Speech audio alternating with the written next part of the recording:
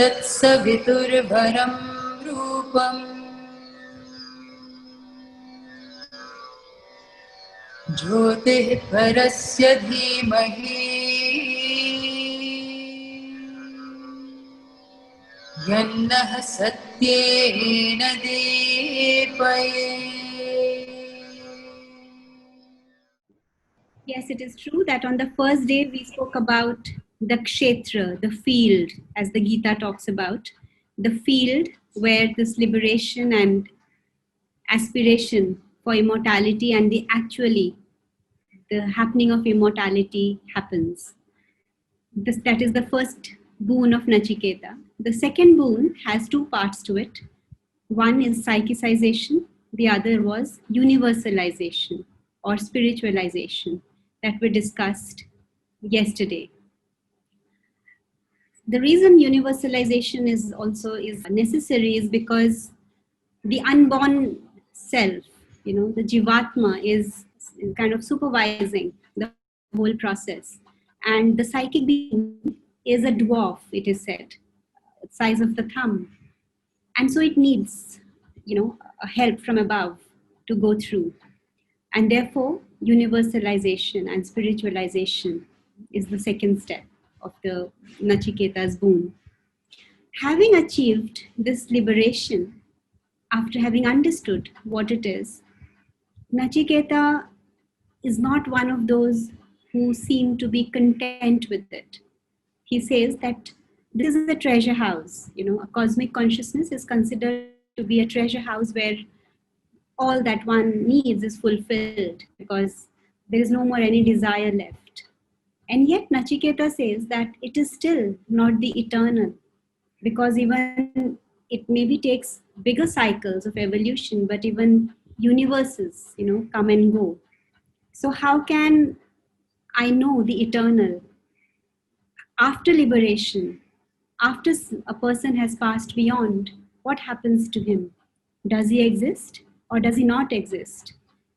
And this is a question which actually has been discussed and debated, and this is the secret knowledge which Yama tells him he should not ask and offers him lots of other riches which he denies, and he is steadfast in his resolve to know. And this is what is termed as the Brahma Vidya, the knowledge of the eternal. So his question that what happens to the soul once it is liberated? Who is the upholder of this manifested world? Who is this that is beyond all contradictions? Who is the one in his own question when he says that which is beyond cause and effect, beyond the created and the uncreated? And that is when Yama, instead of directly giving him the answer, again draws his attention to the foundations of yoga. And he talks to him about shreyas and prayas, that how this knowledge can only be received by somebody who has mastered all his desires. He also talks to him about the true teacher, that this is not a knowledge that can be told by anybody. It only takes somebody who has experienced it himself. And that is why Yama, who is the first one to have crossed that and knows the path, is the teacher. And as I said, in our case, the twin avatars of Mother and Sri Aurobindo, who have through their experience, taught us attention to being a worthy disciple. And he says that it is not by just learning, or it is not just by studying that one becomes or knows this Brahma Vidya. One has to be a twofold disciple, learn it through experience and learn it from someone of experience. So that is the importance of the Guru and what Sri Aurobindo calls the Shastra, and the utsaha of the effort or the eagerness, the aspiration of the disciple. So at this point, Nachiketa asks him that, okay, I'm willing to be the disciple. You are the teacher. Tell me about this eternal. And Yama talks to him about Om. He talks to him about Om, that is the goal of the Vedas. The highest syllable, he says, it is the highest syllable. It is a support or a prop that helps one to climb the ladder. It is the unborn, it is the everlasting. And yesterday we touched upon Om, which was the first is A. It has Om has 4 syllables. A, U, M, and silence. So A is the waking life of the person, that which we call the surface personality. Who is the subliminal self, which we discussed yesterday, and it is likened to the dream state. And the third, the Ma, is what we will discuss today, and the silence after that. So Ma, he says, is the deep sleep state. At least we have some consciousness of the dream state, when we have learned to make our sleep conscious. So at least we have some glimpse into our subliminal self when we withdraw inward in meditation, or when we have an insight, or we have some beautiful creation of poetry or music. We have at least some semblance of this inner life. But the deep sleep state is something we are absolutely unconscious about, and that is the deep sleep state is likened to the superconscient. And here's where I would like to project. So this is what we saw yesterday, our outer self and our subliminal self supported by the Purusha. And when we superimpose or juxtapose the Ma, so this is the A of Om, okay, this is the U of Om, and this, the superconscient, is actually the Ma of Om, and which is the deep sleep state, because today we are not aware of it. We are not aware of our being. And in the Kathopanishad, there is a mention of the ladder. So Kathopanishad from here on moves to just explaining what it has already explained. So the first image it has is of the two birds of Upanishad, self and the higher self. The lower self is the self of desire. There are many ways of interpreting it. The higher self is the self that is already has the Shraddha and has already the precursor of the knowledge, and it wants to help the lower self. So the two birds, allegory of the Upanishads. That is the first image Katha Upanishad talks about, which is the purification and mastery of the lower self of desire. The same lower and higher self is also the disciple and the teacher. So Yama is the higher self, which is teaching the lower self. And that is the mantra which we had been listening to for the past 3 days of Sahana Vavanaktu, is generally thought to be between a teacher and a student, because it talks about let us learn together and grow in luminosity, and let us not have a disharmony amongst each other. But a deeper understanding of Sahana Vavatu, Sahano Bhunaktu is, may the two selves unite. May He, the Eternal, protect these two selves in man, and may we two both grow in luminosity. So that is the two birds allegory, of the Upanishad, Kathopanishad. The second image Yama uses to help Nachiketa's understanding is the rainbow bridge. He talks about the rainbow bridge, and which is this bridge, the bridge between the psychic and the ego. He never forgets about it. In the whole Upanishad, he keeps coming back to this again and again. When he's asking him about the eternal, he again talks about Nachiketa, you have to light the 3 fires and the eternal flame. So the second image of the Kathopanishad is of this rainbow bridge, which we said psychicization. And today we are going to look at the third image, which the Upanishad uses, and which is the image of the ladder of the being. And here is where we have to know Sri Aurobindo's contribution.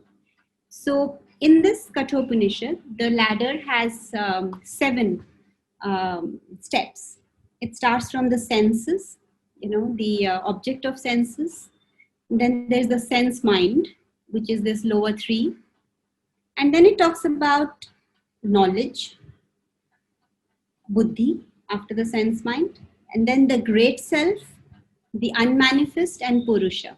So it talks about these 3. And this whole thing up to supermind is just buddhi. It is one ladder in the Kathopanishad. And then this existence, consciousness, bliss, Satchidanand is the great self. Then we have the unmanifest and the Purusha, the supreme Purusha, the supreme person.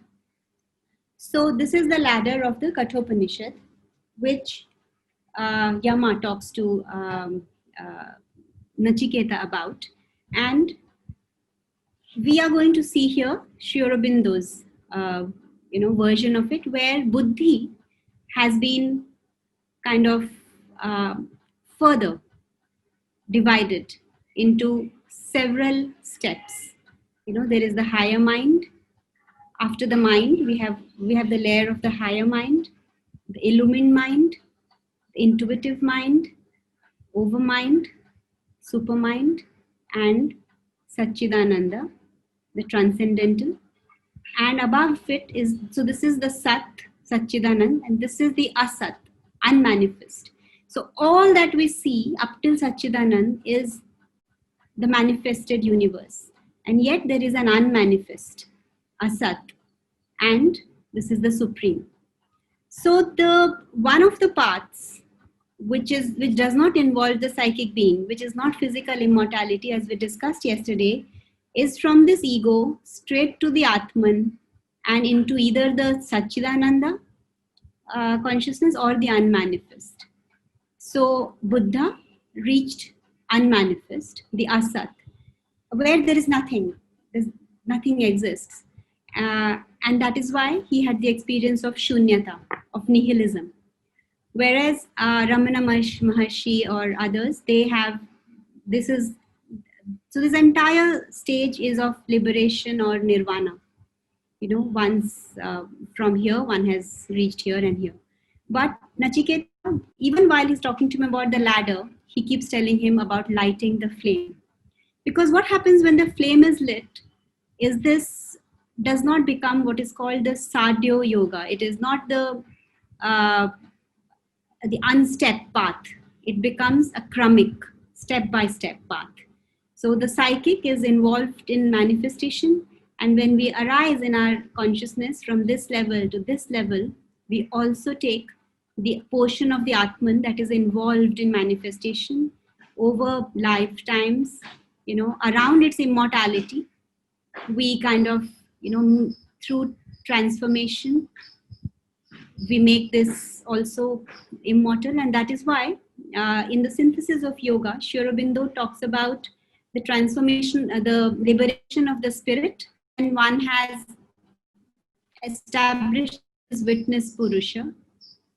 But the liberation of nature is the psychicization. And today we will touch upon these higher ranges of being. And at this point, I am reminded of a very interesting question that Amal asked Sri Aurobindo. I'll come to that in a moment. The higher mind, we have to look at what is higher mind. And Sri Aurobindo says that for physical immortality, one has to go step by step. One has to go to the higher mind, and then the illumined mind, and then the intuitive mind. From mind, one cannot go straight to supermind. And we'll understand why. So, higher mind is the luminous thought mind, as opposed to our mind right now, which has a thesis and an antithesis, which is, the light of reason is what it works with, half obscured. As opposed to the higher mind has a clarity of spiritual logic, reasoning or inference from facts, but it is a knowledge from self-revelation. It is a luminous thought mind. It is the Kant's thesis antithesis. It meets at a synthesis. That is the higher mind. It has a Unitarian sense, but with a vast multiple ways of knowing. For instance, it understands all points of view and also understands the differences of what are these and makes it into a unitive understanding. It can synthesize ideas, it can connect the dots, and slowly, by relating idea to idea, truth with truth, it kinds of increases, its area of knowledge, and that is the higher mind. That is the first quality of the higher mind. It has a unitive synthetic approach to knowledge. The second and very important part of higher mind is that it is the first. So up to the mind and below is what we call the triple world of ignorance: mind, life, and body. So when mind rises to higher mind for the first time, it is entering into that, the first step of unitive consciousness. So the thing which happens in the lower triple world of ignorance is that knowledge, will, and action become separate. And we see that in our daily experience, that even when we are inspired to do something, the body does not cooperate, or the will does not cooperate. Or when the will is there, sometimes the knowledge is missing. So this will, knowledge, and action, for the first time, they find their union in higher mind. So cognition and will is enhanced, So which means that if from the higher mind, when I understand that health is important, my body and my will automatically work towards it and make it happen. Or if I have understood about strength, or if I have understood about immortality, then there is no dilly-dallying of the rest of the being. When it is in the mind, the rest of the being may not participate. But at the higher mind, it is cognition in will and action. And that is why this is a mind which conceives very swiftly. It can connect the dots. It conceives multitudinously. It can see all the points of views and yet can put them up as in a jigsaw puzzle. It is very victoriously it thinks. These are some of the aspects of higher mind. Illumined mind, on the contrary, is a world not of thought, because Sri Aurobindo says that even though we have higher mind which is of luminous thought is kind of inferior to sight. In illumined mind, there is light. It is, mind becomes not the instrument of knowledge, but only instrument of expression. There are other faculties which develop, and there is a lot of vividity of experience. There is vividness of the truth, and there's a direct perception of it. And then we move into the intuitive planes. It is akin to to Indra, the lightning of the Indra. The intuitive mind is like when there is lightning, entire area is visible. It is not a formative step by step like the mind. The entire thing is visible, but yet it is in its stark bareness. It is very to the point. The illumined mind is very flowery, and it has a lot of embellishments. But intuitive mind is larger in its view, but it's stark. And then we have the overmind, at which level this is called the swar world. The swar world is where it is moving closer and closer to the supramental unity. The supramental unity is again very different from the higher mind that we spoke about. Higher mind is at the level of the thought, but supramental is like a complete unity.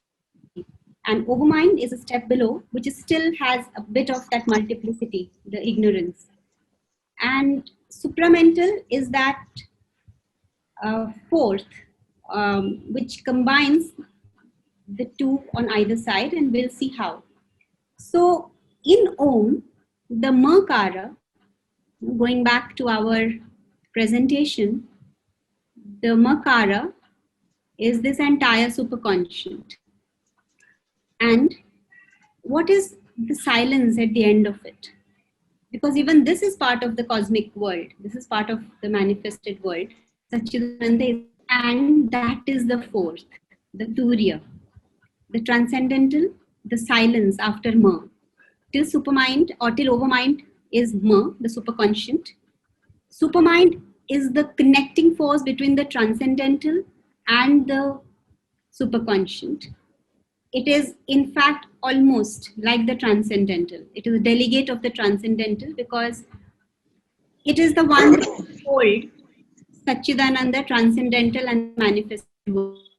And this is the work Mother and Sri Aurobindo have done, that the supermind was established as a stair on earth consciousness. Step back on how evolution happens. So when we have this famous Dashavatar story from Vishnu Puran, where from finally reaches Kalki avatar. So at each point there are 10 such avatars. One layer or one stair is established in Ashwapati's journey of the world stair. This is what Sri Aurobindo talks about. So each avatar comes to establish that layer. So the first manifestation happens when the Supreme becomes the inconscient.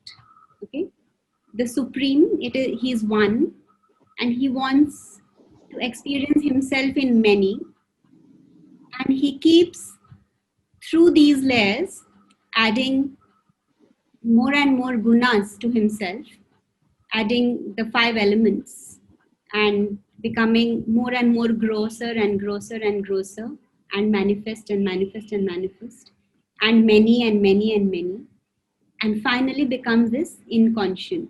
And inconscient is where the atomic level, everything is like flying away.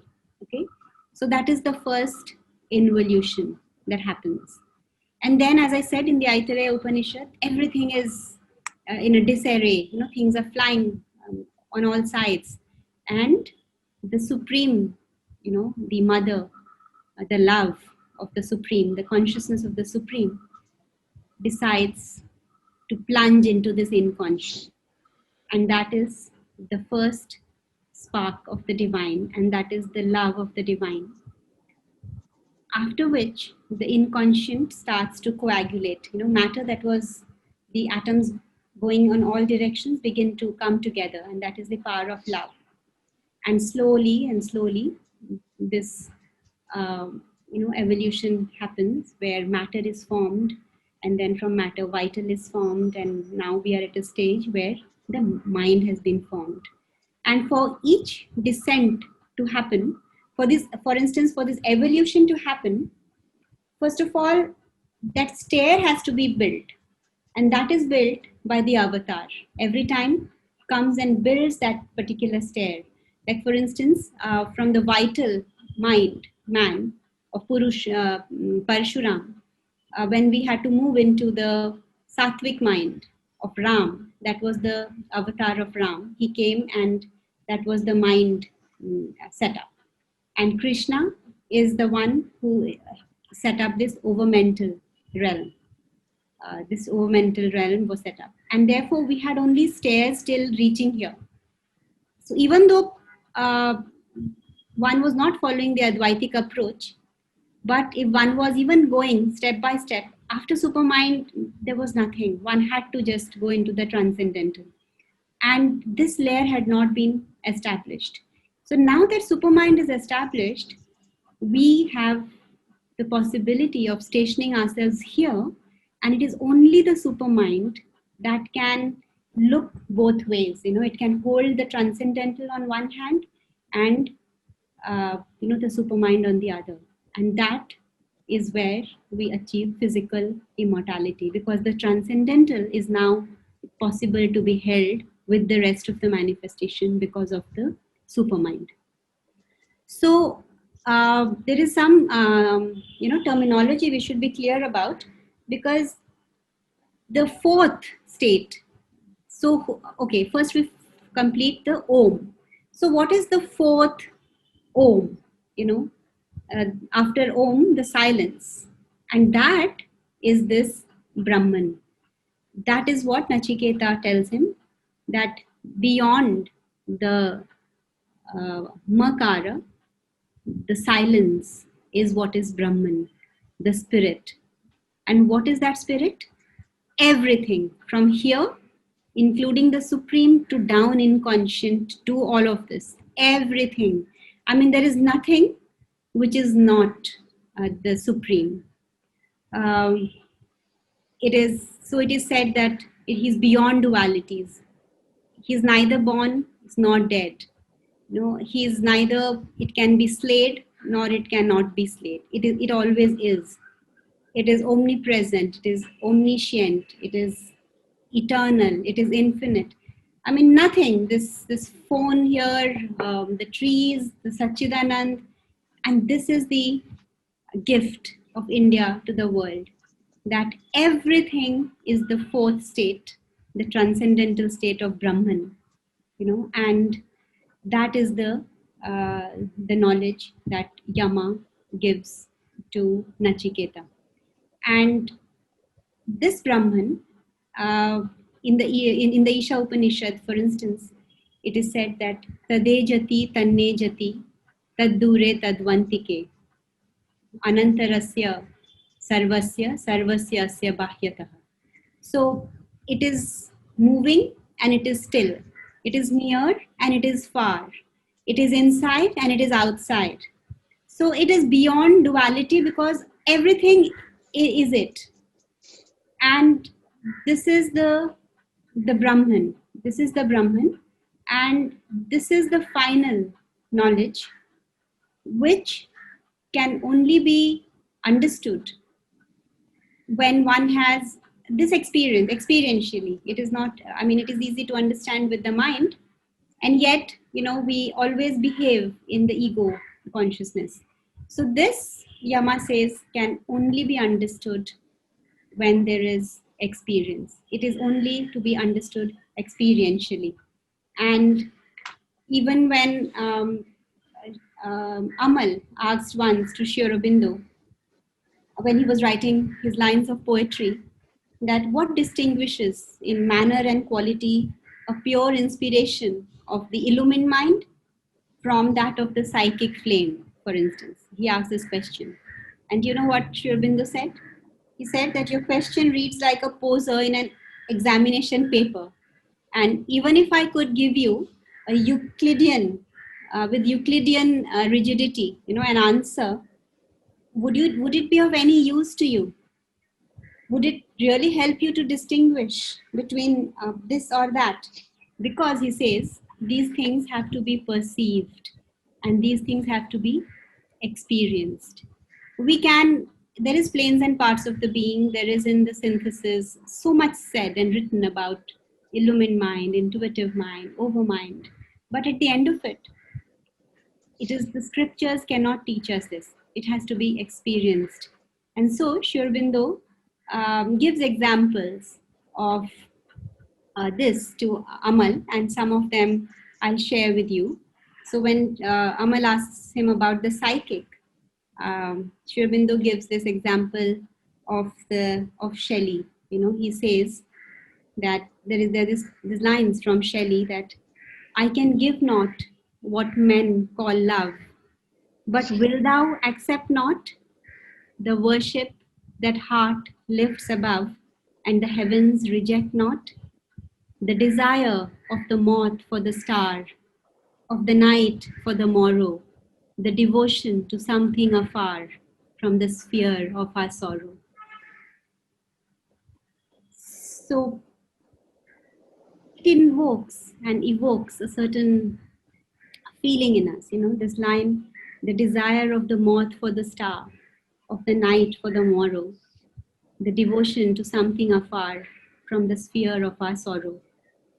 We all can relate to this intuitively. The first time I read this poem, I wept. And Sri Aurobindo says that this is an example of psychic inspiration.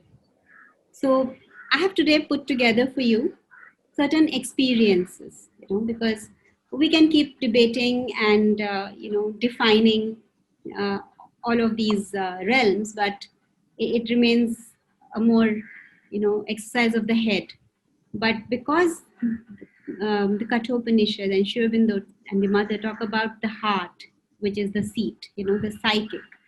So let us today experience, a few, poetry, music, some clips from movies to kind of feel these various planes and parts of our being.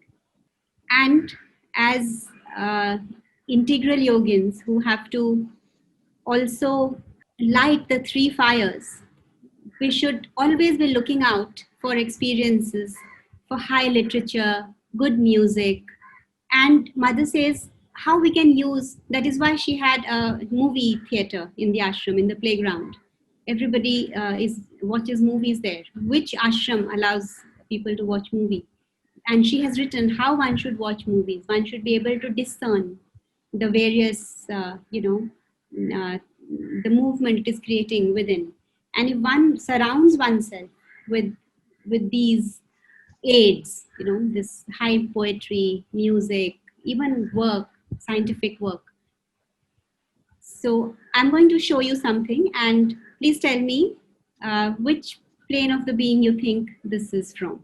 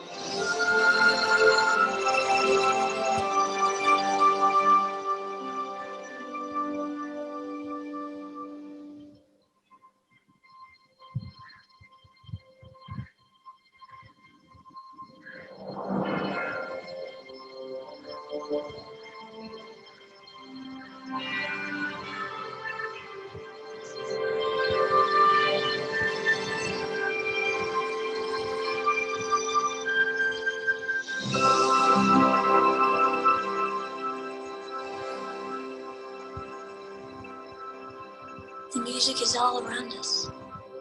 All you have to do is listen.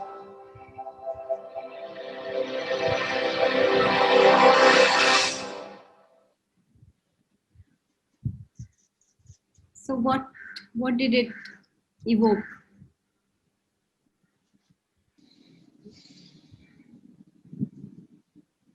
I think it was purely, you could see the psychic in action. This is from the movie August Rush.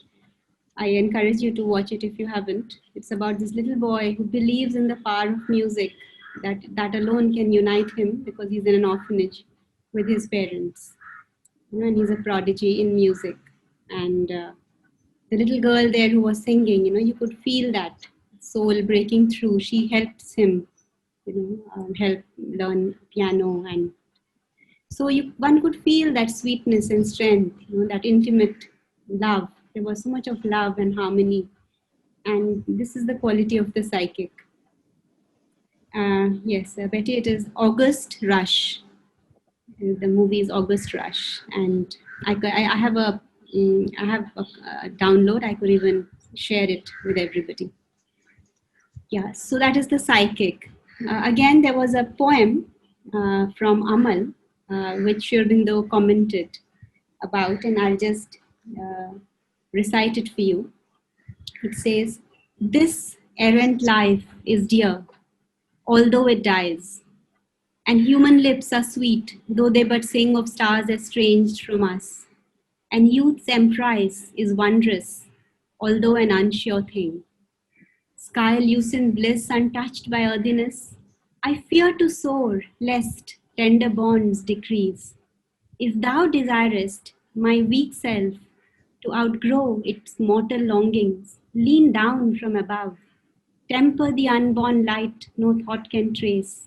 Suffuse my mood with a familiar glow.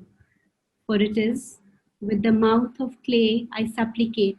Speak to me heart to heart, words intimate, and all thy formless glory turn to love, and mold thy love into a human face."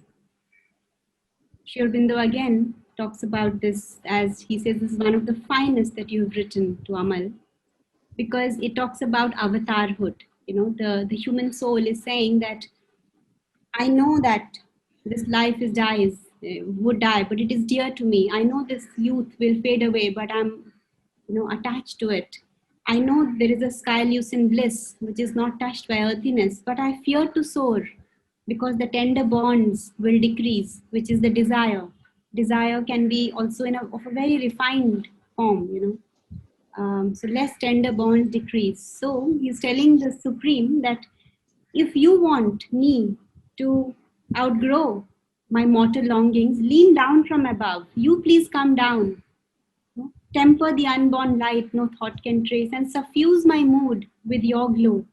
Because it is with the mouth of clay I supplicate. Speak to me heart to heart, words intimate, and all thy formless glory turn to love, and mold thy love into a human face. And that is the avatarhood. When the mother descends here, it is the Holocaust of the Divine Mother. Because from that Satchidananda plains, of beatitude, of Ananda, of pure consciousness, the divine takes up this limitation, this world of suffering for us, and that is the formless glory turns into love and molds that love into a human face. So this again is a poem that very much is of these planes of the psychic, and then Sri Aurobindo says it is one of the and of psychic and goes much deeper into the spiritual planes. So this is the example again of the psychic. There is a poem we spoke about, the two birds, of the Upanishads, and Amal has a poem on that which is so beautiful. And Sri Aurobindo says, first I'll read out the poem. It says, "A small bird, crimson hued, among great realms of green, fed on their multitudinous fruit, but in his dark eye flamed more keen. A hunger as from joy to joy, he moved the poignance of his beak, and ever in his heart he wailed, "Where hangs the marvelous fruit I seek?" Then suddenly above his head, a searching gaze of grief he turned. Lo there, among the topmost bough, a pride of golden plumage burned. Lost in a dream, no hunger broke. This calm bird, aureoled, immense, sat motionless, all fruit he bore, within his own magnificence.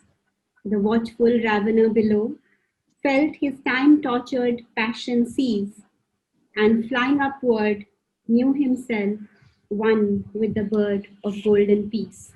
And this is the painting which Amal made of the two birds, a higher self and a lower self. And you can see the one sitting above sat motionless, all fruit he bore within his own magnificence. Below is going from fruit to fruit. You know, he moved the poignance of his beak, and ever in his heart he wailed, "Where lies the marvelous fruit I seek?" But in the end, flying upward, he knew himself one with the bird of golden peace. And Sri Aurobindo says that the entire poem is from the higher mind.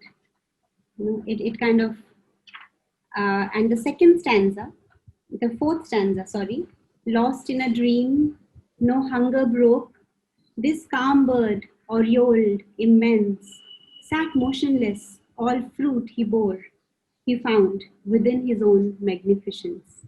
So this is from the intuitive planes. And I was telling you that intuitive plane is, it gives us the truth.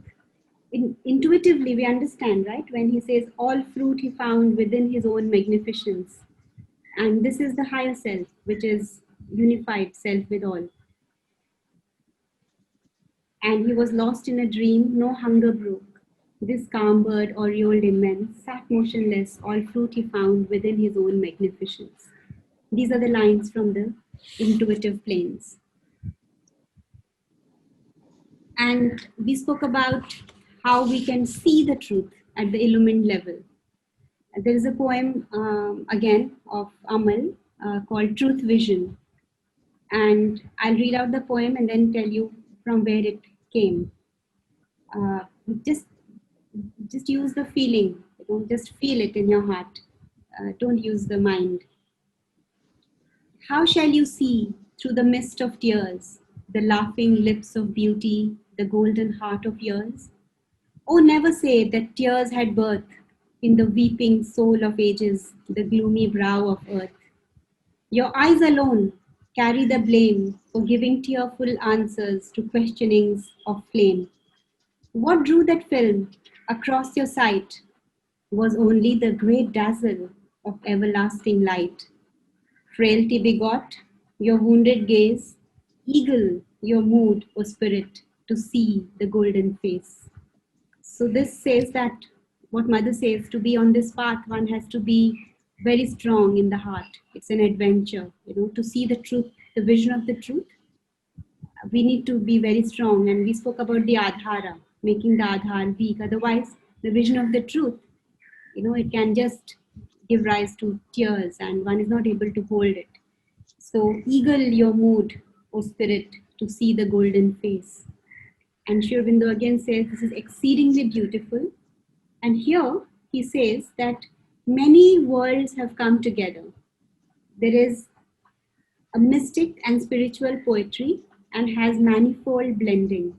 The inner mind's easy and luminous simplicity is at the same time touched by the psychic being's fine subtlety of true perception.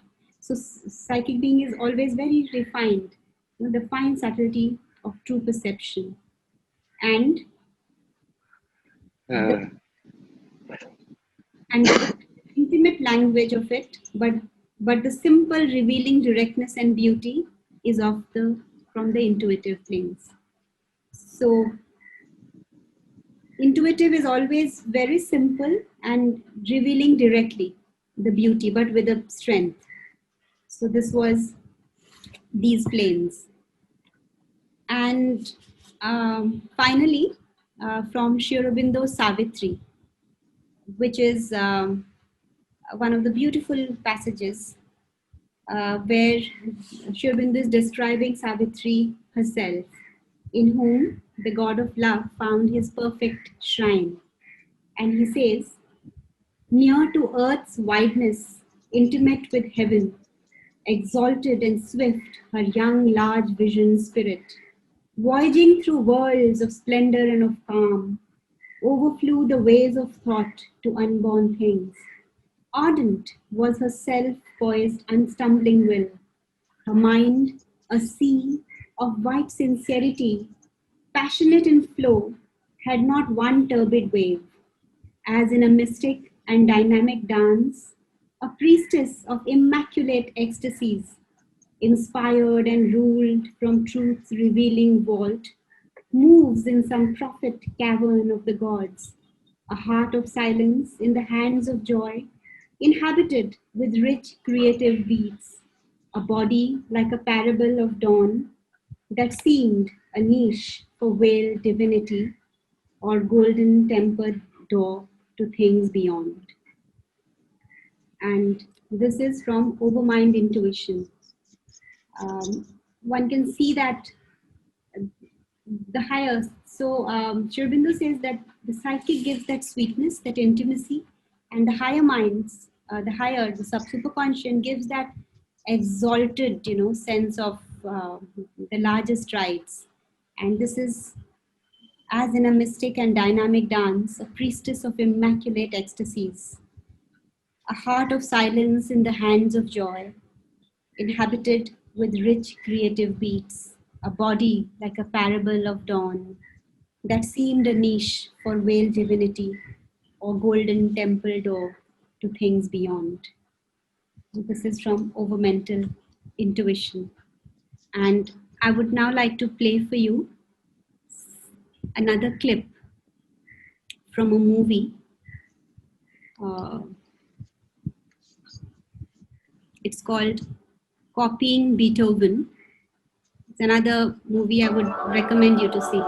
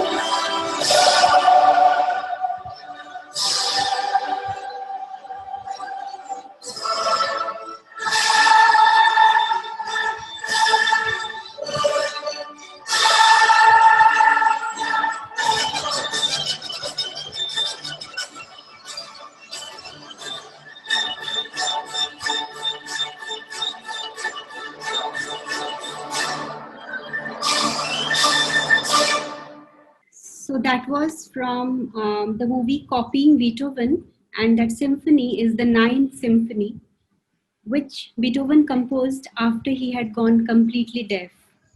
So the lady there, she helps him copy, and she's helping him. So when he's conducting, he's not able to hear. So she's guiding him. And so in the end, he can't see them, the audience. So Mother has said that this Ninth Symphony has come from the higher realms, which was, Beethoven has expressed. And he did it when he was completely deaf. So you could feel that wideness, that largeness. It kind of uplifts you in the mind, whereas the psychic takes you deeper within the heart. And these are the two movements which is something that we'll have to start working on. And what James was telling about the various mental understanding of supramental proper, we will take up tomorrow. Today was about the knowledge of the transcendental, the Brahman who is in everything, and how it cannot be reached through the mind, as Yama says, and also Sri Aurobindo tells Amal. It can only be perceived in the heart, and that is the fire of Nachiketa that we have to start building. And for instance, that the whole, we can start appreciating, developing our aesthetic being. How was the lighting in that particular shot? How was that particular, when in August Rush, he turns around, the camera moves down, it kind of adds that depth. We don't even understand it, but something in our subconscious, likes it.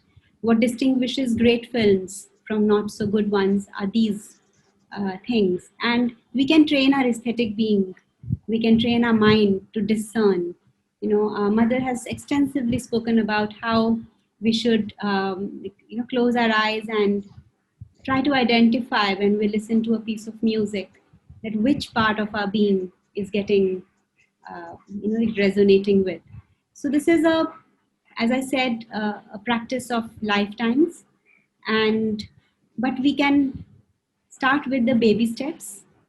And this was just some of the examples, but if you read evening talks of Sri Aurobindo, where people used to ask him about this poet, or from Shakespeare to Kalidasa to, about Hindustani classical, everything about the manifested world, everything about um, what our waking consciousness is about. And Sri Aurobindo and the mother, they used to take trouble to tell what each thing is about. So we should, I always like to read these texts also, like the evening talks and the mother. Because as I think I haven't told you this, right from the time I was born, this world didn't seem very interesting to me. I saw all my uncles and grandparents, one by one, they do things, and then people die. And what was it about? So there were these monks, Jain monks, who visited our house, and I felt, I asked them, what do you do? And they said, we are here to find God. And to me, that seemed to be a little better than what my uncles and others were doing. And they said, okay, you can come with us. We'll make you our guru. And I was almost ready. I was in maybe 10 years old. I wore a dress, a white dress, and was wanting to go with them. But then the world was beautiful to me. I loved many subjects. I loved dance, music, maths. And I was thinking, I asked them, do you also read all this? What is the point of, all that? So that was the other approach, the Jivatma approach. And it wasn't exciting to me. So I stayed back. And from the age of, you could say 6 to the age of 16 were one of the most difficult periods of my life, because on one hand, I was doing well in my studies, and on the other hand, all this looked very unreal. There was something else. And at the age of 16, for the first time, when I came across the works of Mother and Sri Aurobindo, it was as if, the parched soul got water to drink, and it was about this life-affirming spirituality. I didn't know these terms at that point, but it was not going away to the mountains and uh, kind of leaving world behind. And then when I read Sri Aurobindo, that we can express the divine in everything, and that was such a liberating experience for me. And this is what Yama told Nachiketa, that there isn't anything where there is not Brahman, and therefore expressing that Brahman in everything is integral yoga. And when we take along the liberation of nature along with it, then we can establish immortality. And this question is beautifully in this other poem of Sri Aurobindo, which I would end today's session with. And then we would have a bit of introduction of all of us. And I would request you to switch on your cameras after that. But this poem by Sri Aurobindo is called Who. So Sri Aurobindo says, in the blue of the sky, in the green of the forest, whose is the hand that has painted the glow? When the winds were asleep in the womb of the ether, who was it roused them and bade them to blow? He is lost in the heart, in the cavern of nature. He is found in the brain, where he builds up the thought. In the pattern and bloom of the flowers he is woven, in the luminous net of the stars he is caught. In the strength of a man, in the beauty of a woman, in the laugh of a boy, in the blush of a girl, the hand that sent Jupiter spinning through heaven spends all its cunning to fashion a curl. These are his works and his veils and his shadows. But where is he then? By what name is he known? Is he Brahma or Vishnu, man or a woman, bodied or bodiless, twin or alone? We have love for a boy who is dark and resplendent. A woman is lord of us, naked and fierce. We have seen him amuse on the snow of the mountains.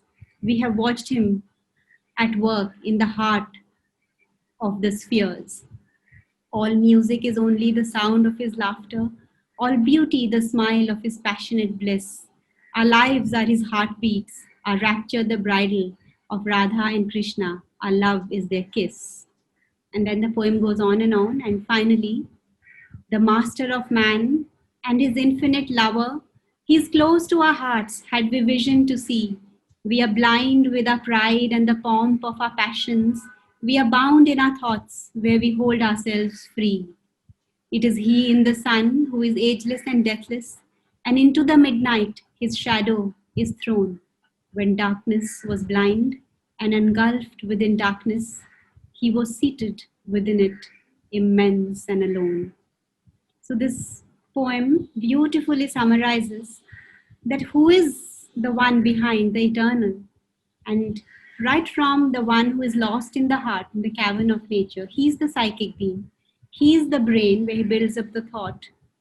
He is in the flowers and the blooms in the net of stars. He is in the strength of a man, in the beauty of a woman. The same hand that sent Jupiter spends all its cunning to fashion a curl. So the question comes, these are his veils, but by what name is he known? The same question that Nachiketa asks. Who is he who is beyond it all? Is he bodied? Is he bodiless? Is he one? Is he many? And the answer is he is all of that. And Sri Aurobindo says, we have love for a boy who is dark and resplendent, that is Krishna. He is also same, the eternal. A woman is lord of us, naked and fierce, Mahakali. We have seen him amuse on the snow of the mountains, Shiva. We have watched him at work in the heart of the sphere, that is Vishnu. So all the, the faculties of consciousness, the devas, the devatas, everything. There is nothing which is not him, actually. And not just today in the manifest world, but when darkness was blind and engulfed within darkness, he was still seated within it, immense and alone. And that is the Brahman. And that is the immortal, eternal, infinite Brahman whom we have to hold through the supramental consciousness and bring the one and the many in our being. That is the purpose of spirituality. So today I will end a little early because I would like us to know each other. Because I consider these 5 days should be like a living philosophy, you know. By knowing this, it should result in some kind of change in our lives. So maybe I can request some of you today to tell about how has it been so far and what is the takeaway. How would it change you, from tomorrow?